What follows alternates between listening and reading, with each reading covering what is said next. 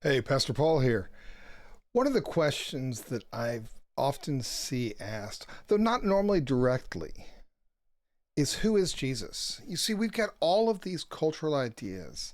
We've got all these different pictures of who Jesus is. We see people call him a wise man. We see people call him a saint. We see others call him a prophet. Uh, we see a ton of different identifiers given to who Jesus was. Some believe he's mythological. Some believe he's real, but that he was just a man. And there's so much depth to an answer that we're not going to be able to cover everything today. When I was in seminary, we had an entire semester dedicated to the question of Jesus' divinity. Now, I want to read a passage from John 1, starting at verse 1.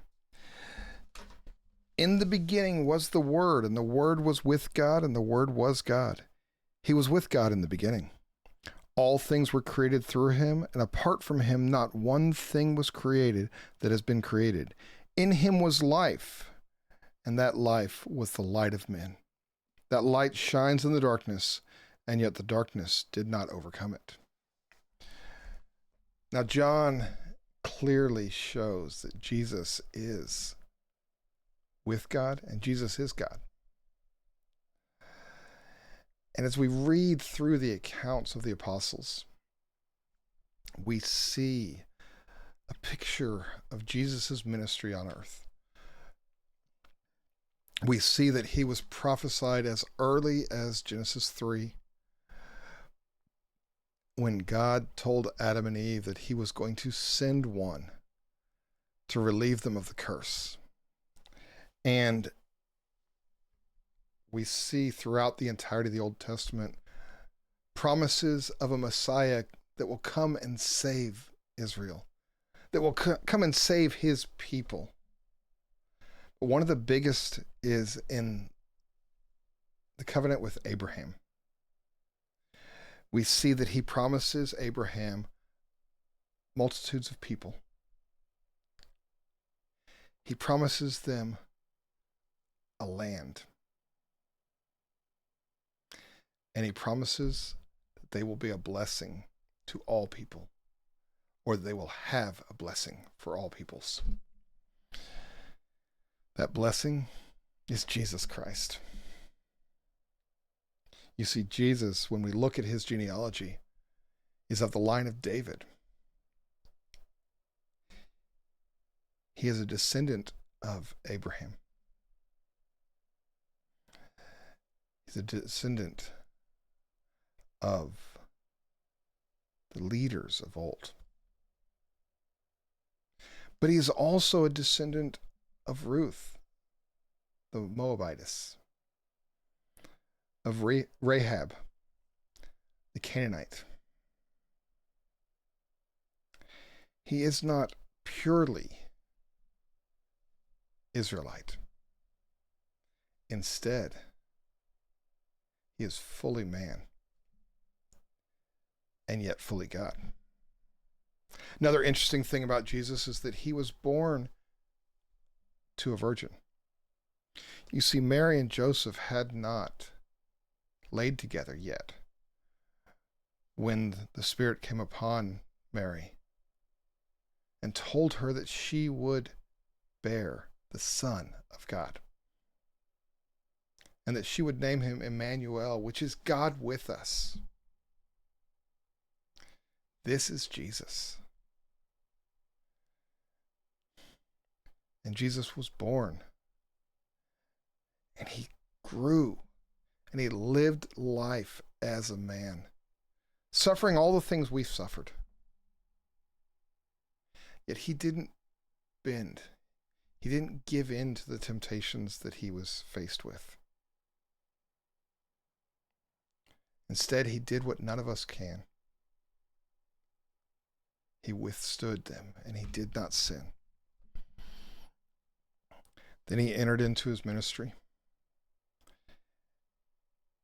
And over a period of about 3 years, he shared biblical truth. He shared God and godly truth with his disciples and with the world around him. He broke boundaries. He gave women honor when the culture didn't. He loved people well, not accepting sin, but not convicting because of it, not turning away, not refusing to be in the presence of these individuals. Instead, spending time teaching, spending time loving them, spending time with them. You know, it's interesting. C.S. Lewis once said that he was either a liar, a lunatic, or Lord. See, one of the things that happens when we start saying, oh, he was just a prophet, oh, he was just a wise man, we ignore the fact that Jesus actually says, before the beginning of time, I am. Now that I am is actually a word, a statement that was used by God when he was in the burning bush talking to Moses.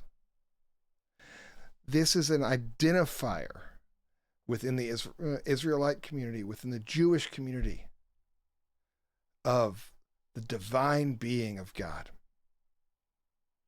who we may call Yahweh. You see, Jesus was stating that he was one with God, that he and the Father were one, are one, and that he had lowered himself to be as a man, to live as a man. But he did not give up his status as God. Instead, he is fully man and fully God. And after being ridiculed, after being tried, being tortured, being put to death by the Jewish and Roman authorities, he was buried. He was put into a tomb. Stone was rolled in front of that tomb to lock him in. There were guards placed. And then on Sunday morning, when the apostles and the women who were with them went to see him, he was gone. But instead there was an angel there who said, look not for him here, for he is gone. He is risen. And over the next couple of months, they saw him. He taught them. He shared with them. And then he ascended into heaven. See, that's where he is now. He is sitting at the right hand of God the Father as God the Son, standing as our advocate. Because if we believe in him, if we trust him as our Savior, he takes on our sin. He takes on our suffering. And he takes on our punishment, so that we could forever live as his brothers and sisters, so that we could forever be with him. Now, if this is something you want to talk more about, I'm happy to talk. Leave a message below. Reach out to us on the website at churchatthehub.com. I want to hear from you. I want to talk to you. I want to share with you what he has done.